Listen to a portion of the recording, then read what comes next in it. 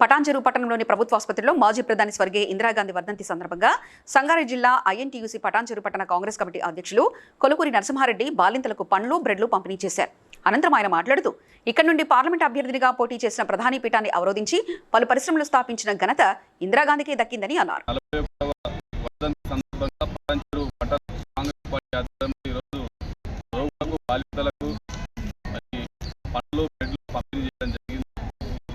భారతదేశంలో 4 పర్యాయాలుగా ప్రధానమంత్రి పీఠాన్ని అవరోధించి మొదటి మహిళా ప్రధానిగా ఈ దేశానికి దేశ చరిత్రలో పేరుగాంచినటువంటి శ్రీమతి ఇందిరాగాంధీ గారు గరీబీ హఠావో అనే కార్యక్రమాన్ని 36,000 కిలోమీటర్లు ఈ దేశంలో 300 సభలను పెట్టి మరి వాటిని అధికారంలోకి తీసుకురావడం జరిగింది.